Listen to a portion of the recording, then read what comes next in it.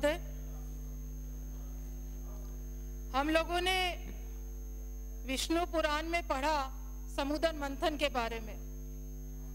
जब समुद्र मंथन हुआ तो उसमें बहुत सारे रत्न निकले, उसमें विष भी निकला। हमारी जो ये विधानसभा है, इसमें भी विचारों का मंथन होता है। मैं आज से नहीं, अपने पिताजी के टाइम से भी विधानसभा के अंदर आई, ऊपर दर्शक दीर्घा के अंदर बैठ के भी मैंने कार्रवाई देखी, लेकिन जिस तरीके की अमर्यादित स्थिति, चाहे वो पक्ष की हो चाहे विपक्ष की हो, वो देखने को इस बार इस सदन में मिल रही है, वो इससे पहले कभी नहीं हुआ। विचारों का आदान प्रदान होता है, सब अपने विचार यहाँ पर रखते हैं, विचारों में कई त्रुटि भी हो जाती है, लेकिन जिस तरीके से सत्ता पक्ष अपना आपा खो देती है, मंत्री सारे एक साथ उठ जाते हैं, विपक्ष को दबाने की कोशिश करते हैं, आसन को दबाने की कोशिश करते हैं, ये आज से पहले कभी नहीं देखा।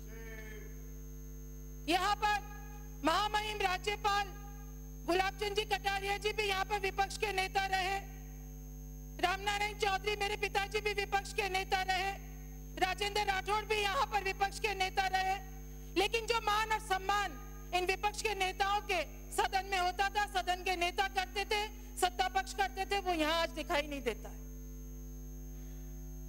एक बार मेरे पिताजी विपक्ष के नेता थे, उनको वसुंधरा जी से मिलना था, सदन की नेता थी, प्रदेश की मुख्यमंत्री थी, उनका ड्राइवर नहीं आया। उन्होंने कहा, बेटा मुझे सीएम हाउस तक ले जा, मुझे मुख्यमंत्री जी से चर्चा करनी है। मैं उनको लेकर गई, खुद गाड़ी चला के उनको वहां पर लेकर गई। मैंने देखा वसुंधरा राजे जी पूरे सम्मान के साथ गेट पर पिताजी को लेने आई, नेता प्रतिपक्ष को लेने आई और आदर के साथ उनको अंदर लेकर गई, उनकी बात सुनी, उनके काम कर। यहाँ पर आरोप प्रत्यारोप लगा रहे हैं, मैं सुन रही हूँ। कैलाश जी ने अपनी बात शुरू करी अभिभाषण पे, और जो अमर्यादित भाषा का यहाँ पर आप लोग प्रयोग कर रहे हैं। आपने कोरोना काल को मजाक बना दिया। कोरोना काल के अंदर राजस्थान की पूर्ववर्ती सरकार ने जो काम करा, वो देश के प्रधानमंत्री ने माना और उसकी वाहवाही करी, और यहाँ पर आप प्रधानमंत्री को कटघरे में खड़ा कर रहे हो। सभापति महोदय, जब ये लोग अपनी अभिभाषण पे चर्चा कर रहे थे, तो मुझे मुजफ्फर वारासी की एक दो लाइन याद आ गई। औरों के ख्यालात की लेते हैं तलाशी, औरों के ख्यालात की लेते हैं तलाशी, और अपने गिरहवान में झांका नहीं जाता है। सभापति महोदय,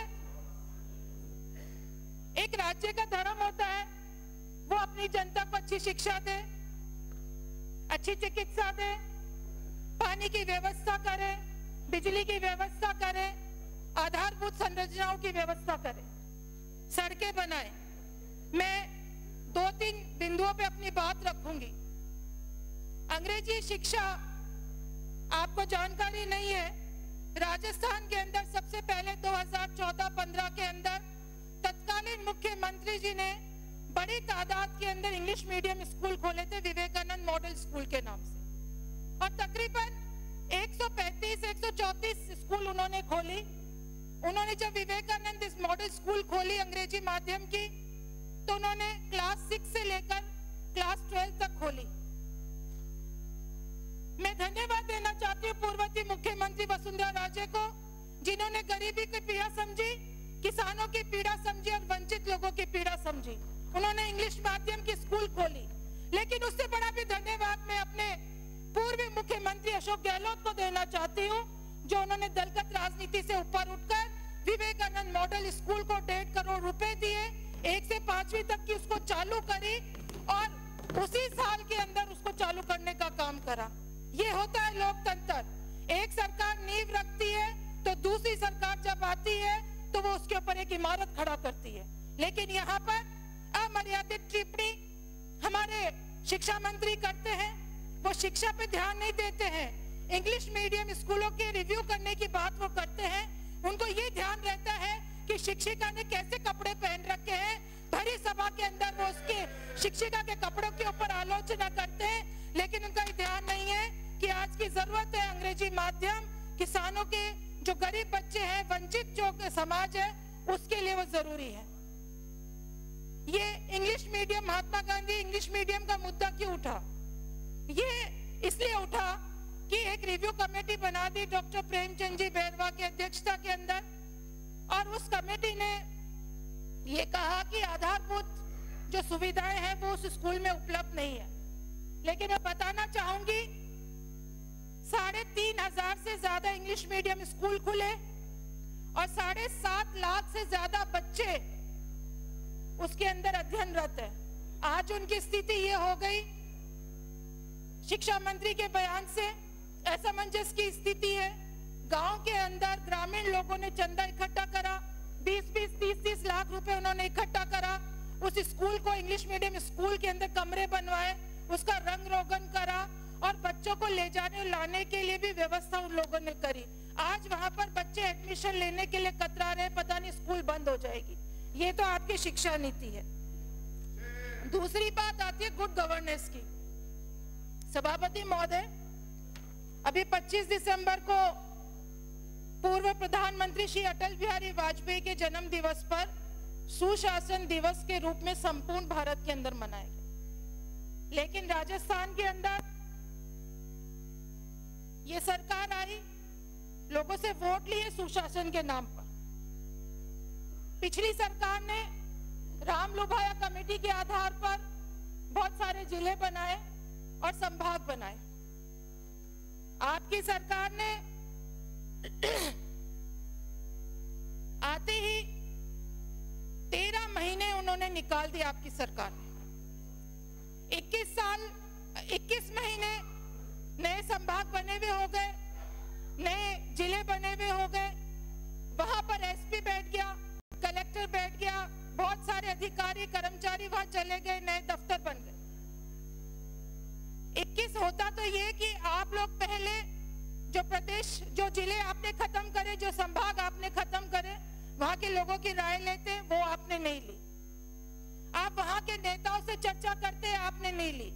आनंद फानन ने आपने मंत्रिमंडल के अंदर एक प्रस्ताव ले लिया कि ये जिले खत्म होंगे, 9 जिले और 3 जो आपके संभाग है उनको खत्म करने का फैसला ले। मेरा सीधा सीधा आरोप है, आपने उस समय का फायदा उठाया। हमारे पूर्व प्रधानमंत्री डॉक्टर मनमोहन सिंह जी का देहांत हो गया, उनका निधन हो गया, पूरा देश शोक में था, कांग्रेस पार्टी शोक के अंदर थी, और आपने ऐसे समय में मंत्रिमंडल के अंदर फैसला लिया ताकि कांग्रेस के कार्यकर्ता, कांग्रेस के नेता सड़कों पे इसके विरोध में नहीं आ सके। आपने समय उचित चुना। आपने ये भी समय इसलिए उचित चुना कि उस समय न्यायालय की छुट्टी थी, सर्दियों की शीतकालीन छुट्टियां थी, ताकि हम लोग कोर्ट के अंदर नहीं जा सके। सभापति महोदय, और सरकार ने 28 जनवरी को न्यायालय में जो जवाब पेश करा वो और भी हास्यास्पद। इन्होंने कहा कि विकास के लिए सरकार को प्रशासनिक निर्णय लेने का अधिकार है। ये कैसा विकास है? 150, 200 किलोमीटर की दूरी के ऊपर लोग चलकर आते हैं, अपने जिले के हेडक्वार्टर पर आते हैं काम करवाने के लिए। इसको विकास नहीं कहते। अच्छा होता आप उसके रिव्यू करते और अपनी बात जनता के बीच में ले जाते, उचित होता तो आप उसको समाप्त करते।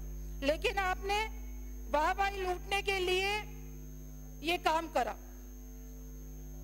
सभापति महोदय, गुड गवर्नेंस की बात करते हैं। जिस तरीके से जनवरी के अंदर स्थानांतरण आपने खोले, मैं तो अपनी सरकार में भी बोलती थी कि स्थानांतरण नीति बनाओ, लेकिन नहीं बनी, कोई बात नहीं। लेकिन आपने जिस तरीके से स्थानांतरण खोले, राजनीतिक द्वेषता के चलते आप लोगों ने स्थानांतरण करे। एक व्यक्ति के 5-5 बार आपने स्थानांतरण कर दिए। आप झुंझुनू जिले के जिला परिषद की उठा के लिस्ट देख लो। एक चपरासी को, एक अपाहिज व्यक्ति को जिसके दोनों पैर नहीं है, उसको उठा के आपने खेतड़ी भेज दिया। आप लोगों ने जिस तरीके की राजनीतिक द्वेषता से काम करा, और तो और ये दुर्भाग्य हमारे झुंझुनू जिले का कि हमारे जो प्रभारी मंत्री है उनका जो वहां पर जो आचरण है वो अच्छी तरीके से जानते हैं। एक एचएस को लेकर वो घूमते हैं, उसके कहने से थाने के अंदर फोन करते हैं, उसके कहने से एसपी को फोन करते हैं। और ये दुर्भाग्य है झुंझुनू जिले का कि ऐसा एसपी हमारे जिले के अंदर बैठा है जो एक एचएस के लिए जाता है, थाने में फोन करता है कि इसके लिए पास की व्यवस्था करना और इसके घर के ऊपर पास देकर आना। प्रभारी मंत्री जी, आप लोग ये नहीं, हाथ जोड़ने से नहीं होता। आपने जो है मर्यादित, आपका जो व्यवहार रहा है, आपके जो काम है, ऐसा काम क्यों करते हो कि किसी को सर्किट हाउस के पीछे वाले गेट से बाहर निकालना पड़े? ऐसा काम आप क्यों करते हो? धन्यवाद। आपने पेंशन बंद कर दी। मेरे झुंझुनू के मंडावा विधानसभा में वृद्ध पेंशन बंद हो गई। जय श्री राम। अब प्रकरण मेरी समझ में नहीं आया क्या है सभापति महोदय। आपने SC ST स्कॉलरशिप के लिए आपने अंकित नहीं होगा, अंकित नहीं होगा। प्लीज बाल मुकुंद जी आचार्य, अंकित नहीं होगा इधर।